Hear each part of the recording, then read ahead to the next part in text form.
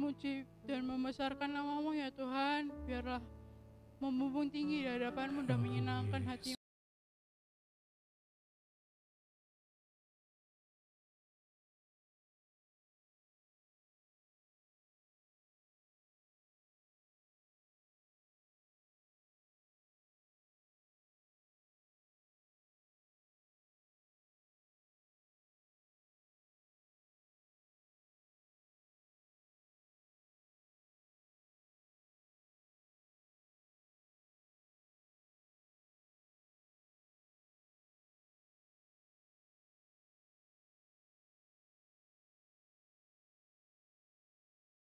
Haleluya. Puji Tuhan. Sehat semua ya?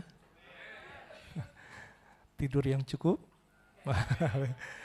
Puji Tuhan. Pagi hari ini saya minta untuk kita dapat memperhatikan firman Tuhan agar kita tidak salah untuk menafsirkan ataupun menerima akan kebenaran firman Tuhan pada pagi hari ini. Oleh sebab itu, saya yakin dan percaya saudara sudah tidur malam dengan baik, dengan nyenyak, sehingga pagi hari ini fresh ya, kita boleh mendengarkan firman Tuhan. Puji Tuhan, saya akan tema terlebih dahulu saudara. Tema hari ini adalah hati-hati terhadap kemalasan dan kemurtatan. Di dalam Ibrani pasal yang kelima ayat yang ke-11 sampai Ibrani pasal yang ke-6 ayat yang ke-6. Kita mau membaca ayat ini bersama-sama saudara. Ibrani pasal yang kelima ayat yang ke-11 sampai Ibrani pasal 6 ayat yang ke-6. Saya akan membacakan ayat yang genap. Saya akan membacakan ayat yang ke-11 atau ayat yang ganjil. Saudara membaca ayat yang genap yaitu 12 dan terus selanjutnya kita bergantian membaca ayat ini. Puji Tuhan. Ibrani pasal yang kelima ayat yang ke-11. Tentang hal itu banyak yang harus kami katakan, tetapi yang sukar untuk dijelaskan, karena kamu telah lamban dalam hal mendengarkan.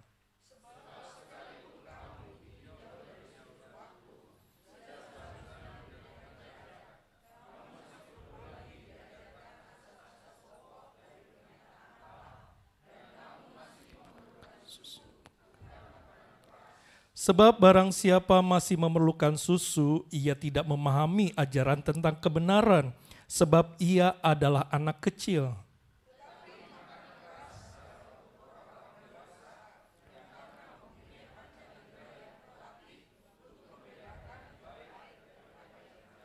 Sebab itu marilah kita tinggalkan asas-asas pertama dari ajaran tentang Kristus dan beralih kepada perkembangannya yang penuh.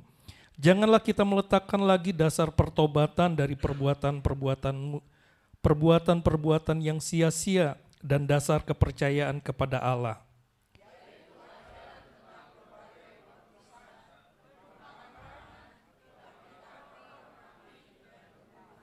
Dan itulah yang akan kita perbuat jika Allah mengizinkannya.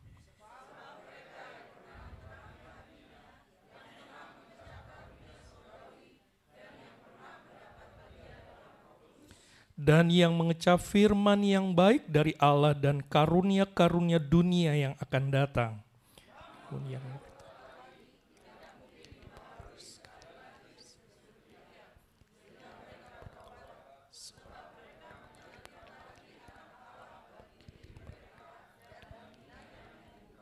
Puji Tuhan, terima kasih. Bapak Ibu Saudara yang terkasih dalam Tuhan, kita sudah mendengar, mungkin saudara sudah mendengar tentang bahwa setiap orang percaya harus memperhatikan dan jangan mengabaikan apa yang Tuhan firmankan. Sebab jikalau diabaikan atau lalai, kita dapat hanyut terseret arus yang menyeret kita kepada kebinasaan.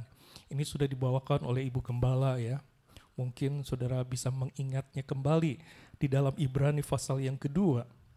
Dan selanjutnya kita sudah juga mendengarkan dan sudah membahas bahwa jangan sampai kita tidak masuk ke tempat perhentian, yaitu Kanaan sorgawi, karena tidak memiliki penguasaan diri terhadap godaan-godaan yang disodorkan iblis.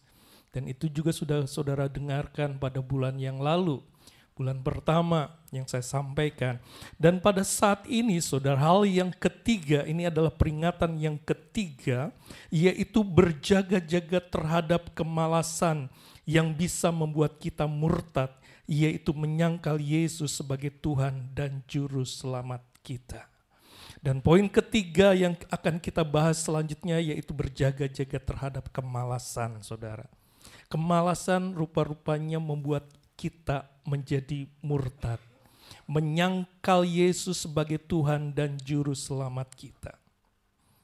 Kita sudah banyak tahu bagaimana orang-orang yang dulunya sebagai pelayan Tuhan, yang dulunya mungkin dihormati, mereka bisa berbalik, saudara, bisa meninggalkan Yesus.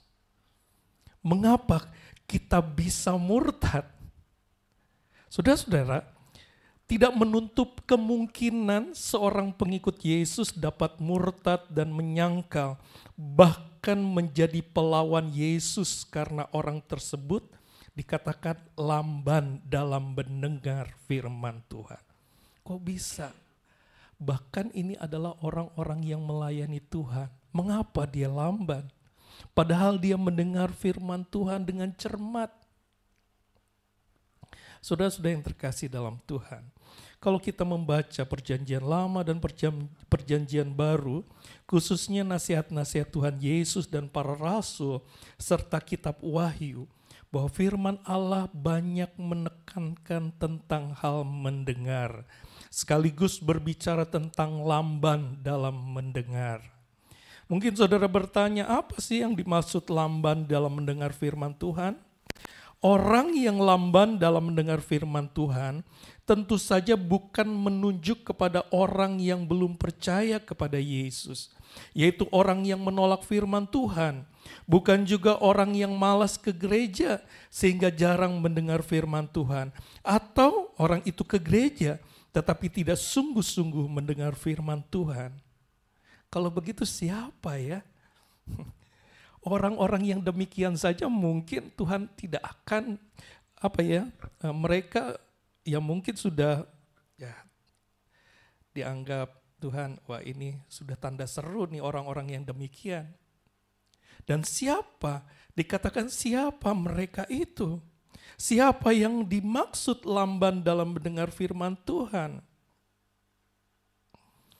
Orang yang lamban dalam mendengar firman Allah, sudah pasti orang tersebut adalah orang yang rajin ke gereja, aktif dalam jemaat.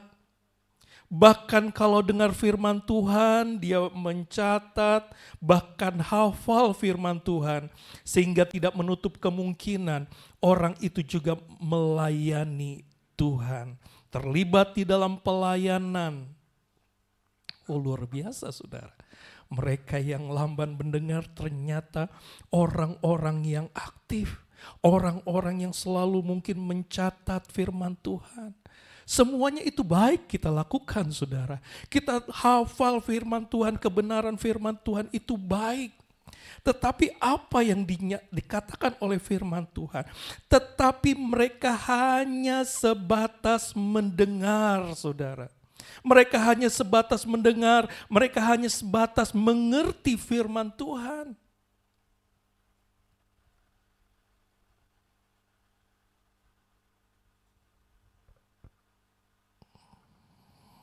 Jadi mereka mendengar firman Allah hanya sebatas di telinga dan pikiran atau jiwanya.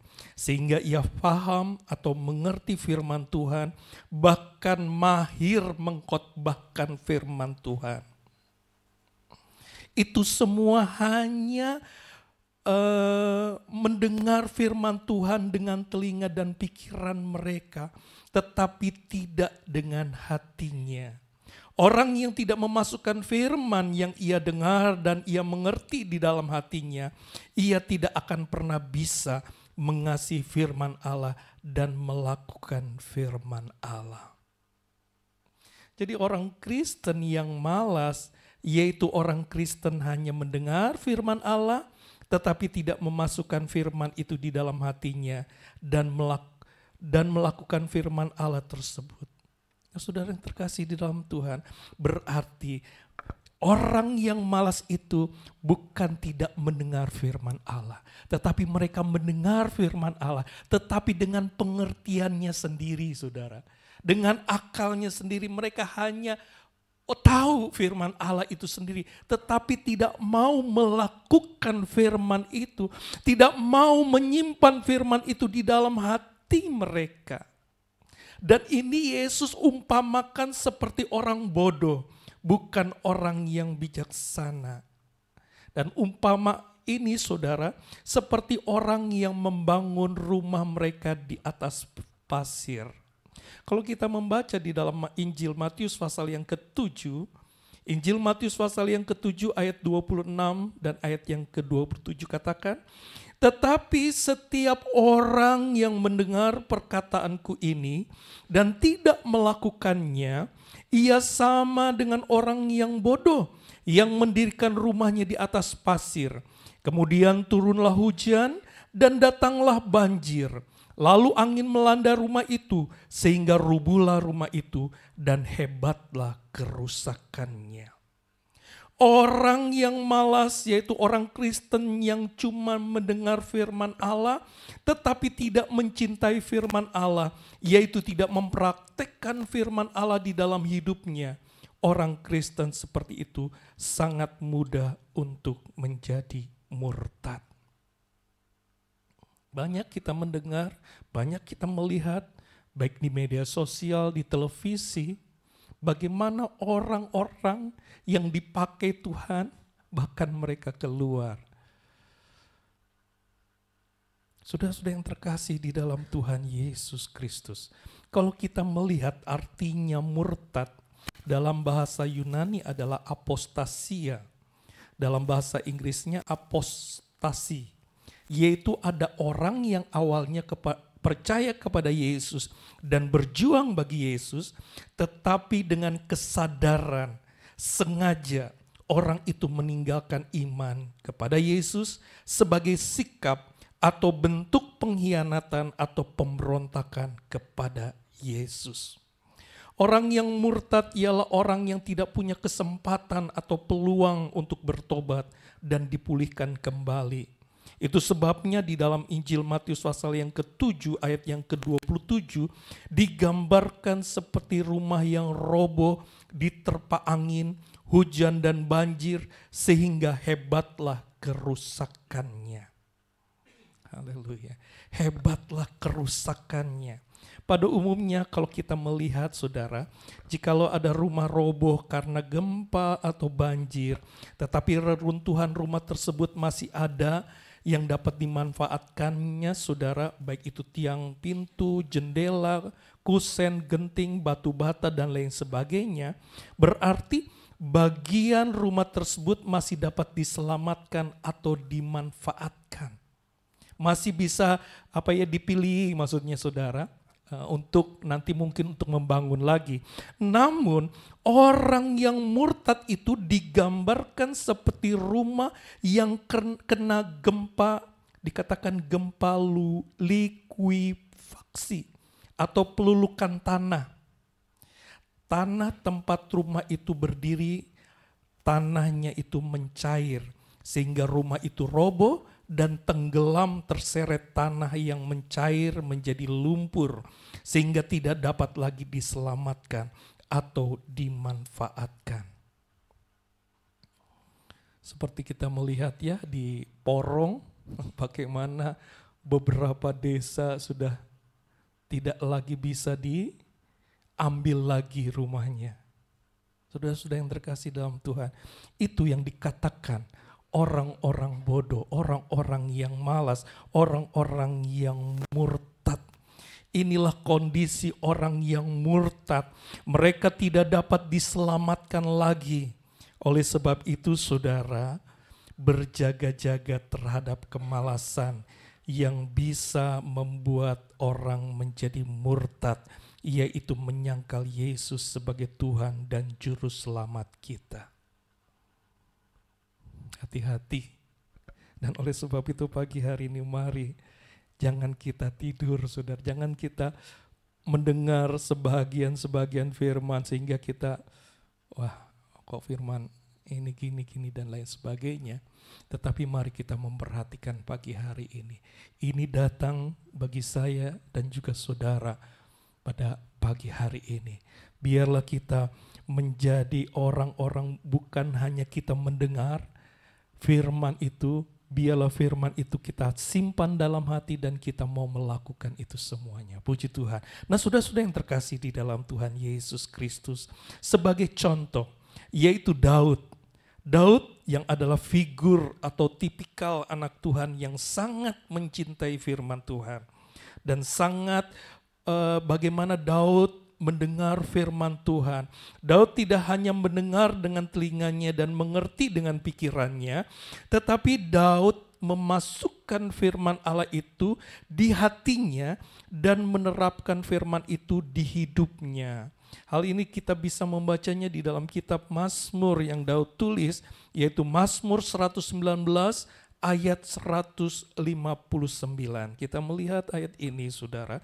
Mazmur 119 ayat yang ke-159. Lihatlah betapa aku mencintai titah-titah-Mu ya Tuhan.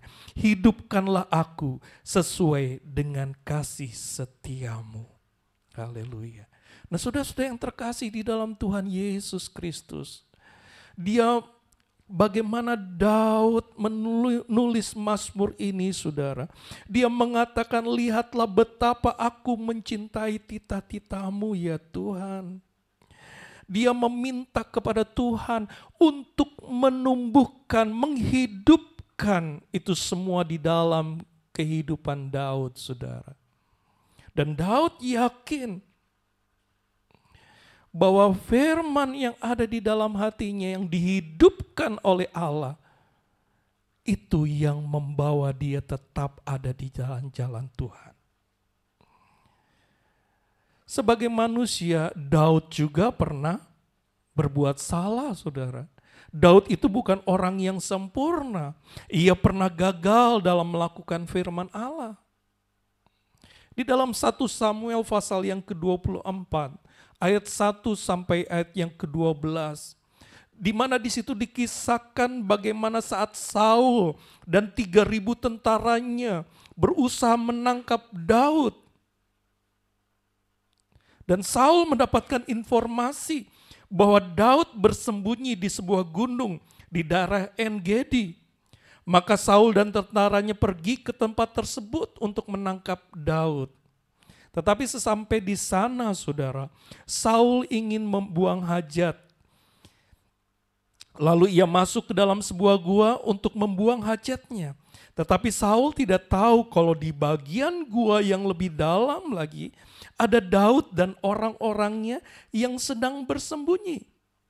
Dengan santai Saul melepaskan jubahnya dan membuang hajat tanpa mengetahui bahwa di bagian di dalam gua itu ada Daud dan tentaranya. Pada saat itu Saul benar-benar tidak berdaya, saudara. Sebetulnya Saul itu tidak berdaya karena dia ada di lingkungannya Daud. Di dalam ayat yang kelima, bagaimana anak buah Daud menyuruh agar Daud tidak membuang peluang emas ini. Ya, Daud bangun dan dengan pedangnya ia potong punca jubah Saul. Tetapi setelah Daud memotong punca jubah Saul, lalu dikatakan di dalam ayat yang ke-6, kemudian berdebar-debarlah hati Daud karena ia telah memotong punca Saul. Mengapa dia merasakan hatinya berdebar-debar, saudara? Padahal itulah kesempatan Daud untuk melakukan atau membunuh Saul pada saat itu. Kalau kita baca di dalam ayat yang ketiga, bagaimana Saul berusaha mencari Daud untuk menangkap dan membunuh Daud. Tetapi hati Saul enjoy saja, saudara, alias nyaman-nyaman saja. Tidak ada hati yang berdebar-debar seperti Daud.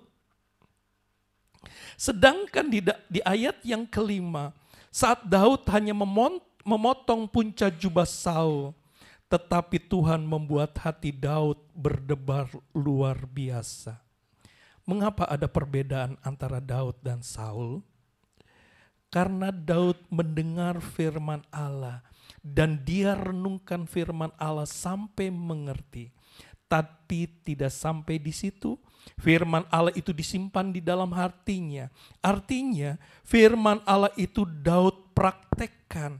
Perhatikan ucapan Daud di ayat yang ke-10. Daud telah menyimpan dan menghidupi firman Allah, dalam artinya bahwa orang yang berani menjamah orang yang diurapi Tuhan, orang tersebut tidak akan bebas dari hukuman. Berbeda dengan hati Saul, saudara. Berbeda dengan Saul. Dalam 1 Samuel pasal yang ke-10, ketika Saul dilantik menjadi raja, Allah ubah karakter Saul menjadi baru dan sangat ideal, sehingga Saul menjadi orang yang rendah hati, tidak mudah tersinggung lalu sakit hati. Dia memiliki roh pengampunan dan lain sebagainya. Namun di dalam kisah ini, Saul mengalami perubahan. Perubahan Saul karena ia malas mendengar firman Allah. Bahkan firman Allah yang ia terima, ia malas untuk memasukkannya di dalam hati. Sebab itu Allah tidak mau mendengar permohonan Saul lagi. Akhirnya Saul menjadi murtad dan tidak bisa diperbaiki lagi. Saul mengikuti iblis dan dia bunuh diri. Nah, saudara-saudara yang terkasih dalam Tuhan, di contoh ini bagaimana perbedaan antara Saul dan Daud. Walaupun Daud ya seperti kita ya, manusia biasa, dia juga punya kesalahan. Tetapi Daud saat dia mendengar firman Allah itu disimpan di dalam hatinya dan dia praktekkan. Walaupun mungkin Saul sudah jauh dari Tuhan, tetapi Daud tahu bahwa Saul adalah orang yang diurapi Tuhan. Dan sehingga dia teringat akan firman Allah itu. Saudara, orang yang berani menjamah orang yang diurapi Tuhan, orang tersebut tidak akan bebas dari hukuman. Daud tahu bahwa apa yang dilakukannya sehingga hatinya berdebar-debar, saudara.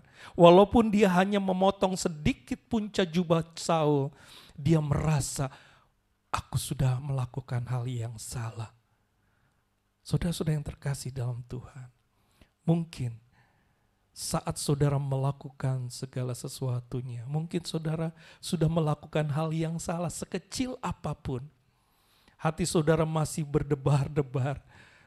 Tuhan itu mengingatkan kita, saudara.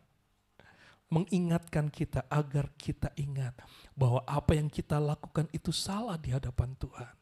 Jangan merasa, karena orang tidak melihat saya melakukan itu, enak-enak saja. Saudara-saudara yang terkasih dalam Tuhan, jangan sampai apa yang kita dengar, firman Allah yang kita dengar itu hanya sebatas pikiran kita, hanya sebatas di telinga saja. Sehingga saat kita pulang, kita tidak ingat lagi akan firman Tuhan. Tetapi biarlah firman Tuhan yang kita dengar dan kita mengerti, itu kita simpan di dalam hati dan kita mau praktekkan itu. Saudara-saudara yang terkasih di dalam Tuhan Yesus Kristus, apapun segala sesuatunya ada konsekuensinya, saudara.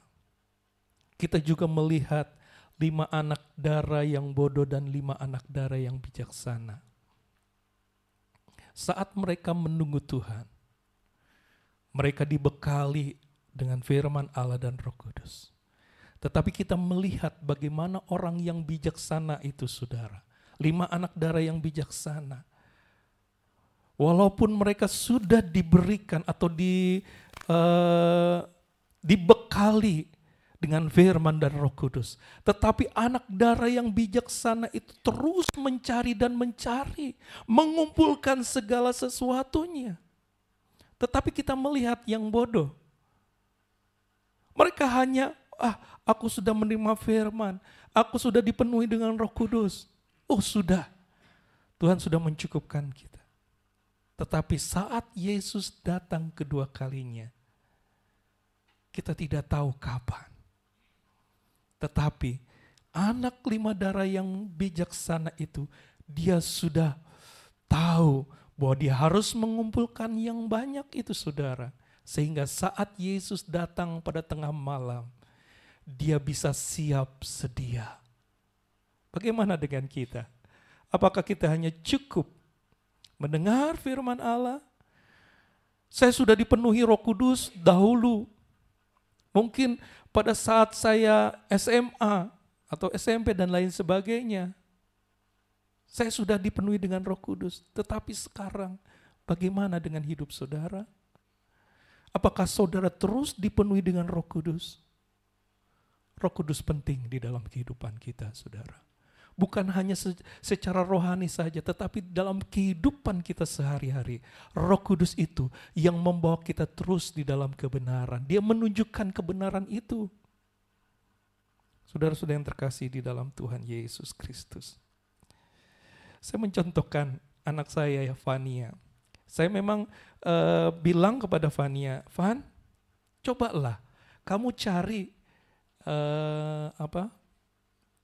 beasiswa untuk kamu. Pasti ada di universitas lainnya. Terus kemarin saat kami ke sana, dia cerita, iya, saya ada beasiswa dari Jarum, saudara. Dari Jarum, dia katakan, ada Pak Ma, ini beasiswa. Tetapi, dia katakan, tetapi, banyak hal yang harus saya lakukan.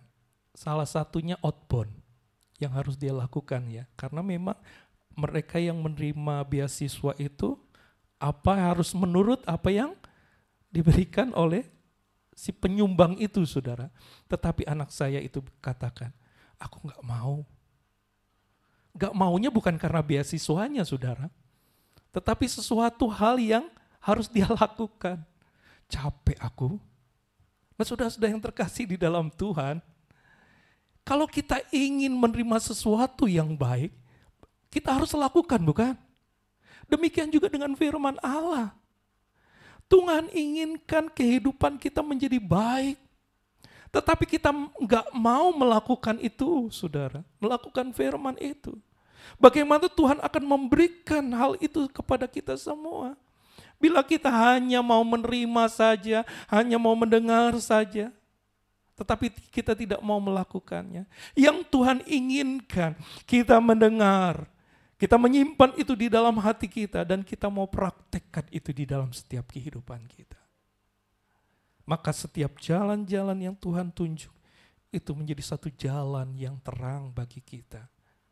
Saudara-saudara yang terkasih dalam Tuhan, kita bisa menyimpulkan semuanya bahwa orang yang murtad dapat terjadi kepada orang yang rajin beribadah, namun mereka tidak alami pertumbuhan. Karena mereka hanya sekedar rajin beribadah dan melayani, tetapi hatinya tidak bersungguh-sungguh melakukan firman Tuhan.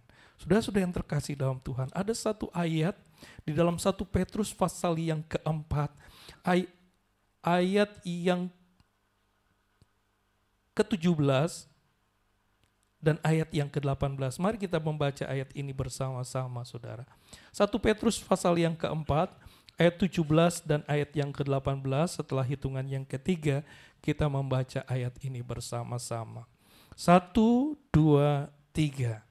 Karena sekarang telah tiba saatnya penghakiman dimulai, dan pada rumah Allah sendiri yang harus pertama-tama dihakimi. Dan jika penghakiman itu dimulai pada kita, bagaimanakah kesudahannya dengan mereka yang tidak percaya pada Injil Allah? Dan jika orang benar hampir-hampir tidak diselamatkan, apakah yang akan terjadi dengan orang fasik dan orang berdosa? Saudara, penghakiman itu dimulai dari kita. Dimulai dari orang-orang yang percaya kepada Tuhan. Dikatakan, jika orang benar saja hampir-hampir tidak diselamatkan. Jadi hati-hati saudara, kita ini hidup di hari-hari yang terakhir. Akan banyak goncangan-goncangan yang terjadi saudara, yang akan menimpa kita. Jangan sampai kita menjadi orang yang bodoh yang membangun rumah di atas pasir. Saat angin, banjir, bahkan badai melanda rumah itu, maka rumah itu akan hancur. Jangan sampai kita menjadi orang-orang yang bodoh. Oleh sebab itu, sebagai orang-orang percaya, biarlah kita hidup dengan sungguh-sungguh, saudara. Seperti Daud yang menyimpan firman Allah di dalam hatinya serta melakukan. Adakah firman itu menjadi alarm bagi kita semua? Jadikanlah firman Allah itu menjadi alarm bagi diri kita, saudara. Firman Allah yang mengingatkan kita bahwa kita ada di hari-hari yang terakhir. Kita hidup di zaman yang susah, banyak hal yang akan terjadi. Tetapi bila kita mencintai firman Tuhan itu disimpan di dalam hati kita dan kita mau melakukannya. Saya yakin dan percaya firman Allah itu akan menjadi suluh bagi jalan kita. Amin. Firman Tuhan itu yang mengingatkan kita selalu agar kita tetap lurus berjalan seturut dengan kehendak Tuhan. Tuhan Yesus memberkati kita semua pagi hari ini. Terima kasih buat saudara sudah mendengarkan firman Allah ini dengan baik. Saya yakin dan percaya saudara tidak tidur pada pagi hari ini. Haleluya, puji Tuhan. Mari saudara kita menyanyikan lagu Zaman